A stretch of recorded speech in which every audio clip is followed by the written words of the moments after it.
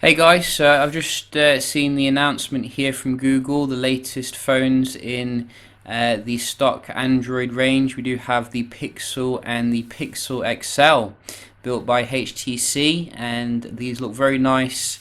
I'm certainly looking for an upgrade from my Nexus 6P, which is getting on a little bit now in terms of the age. So I'm quite interested in upgrading to the 5.5-inch Pixel XL, and I wanted to have a look at the specs here, which we do have official now. So pretty good that they've gone with the Snapdragon 821, which is obviously a forward-thinking processor here. Snapdragon 820 is obviously getting on a bit in terms of the age. I think the 821 is a slightly overclocked version and some slight tweaks here and there. So that is pretty good choice. In terms of the other specs, such as the battery, camera, etc., it doesn't seem that a massive amount has changed really from the previous phones, the Nexus 5X and the Nexus 6P respectively. They do have obviously a good amount of RAM though, 4 gigs of RAM, as well as the latest Bluetooth, so that should be good for battery life. They've kept the headphone jack as well, which is very nice.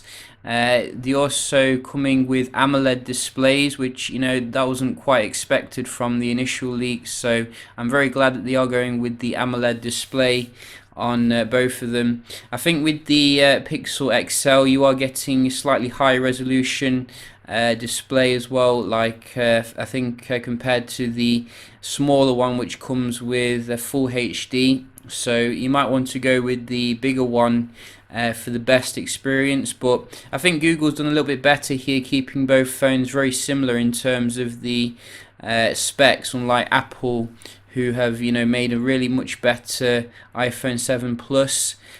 So that's got to be commended. We're also getting a better internal assistant, Google Now Assistant, as well as a better integration with VR.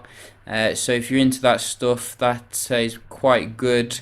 I would have probably liked it if they did bump the aperture on the camera to f1.7, because we did have that with the Galaxy S7, and f 2.0 is a little bit old here. It's been like that for many years really. But the actual colours of the device look pretty nice. I think you can get them in different colours here. You can see black, blue, silver.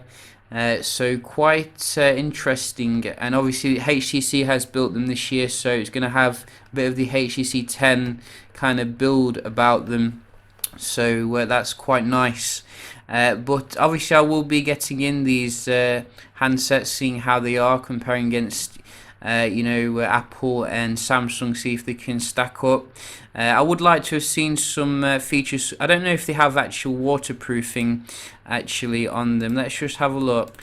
So GS7 Arena has like an official page up here, but I don't know if they support waterproofing or wireless charging, because usually metal phones don't have that. So a lot of people do miss the wireless charging from the Nexus 5, which was back in 2013. It would have been nice if we saw a return to that.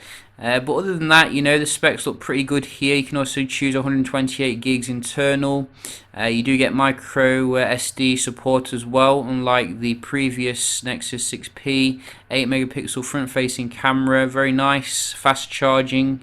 Obviously another question is the price. They've not really mentioned too much about that, but the initial speculation is that these aren't going to be cheap phones. So if they price them about 500-600 euro, it's going to be quite a hard sell really, when you've already got excellent phones like the S7, HTC 10, LG G5. Lots of phones at that particular price point which are coming down. So it might be a tough sell at that price, but nevertheless they do look like quality handsets.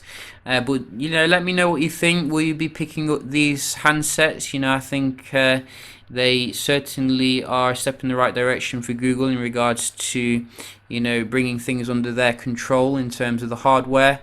But yeah, let me know what you think, and we'll certainly check it out. Hope you enjoyed the video, found it helpful, and I'll see you in the next one.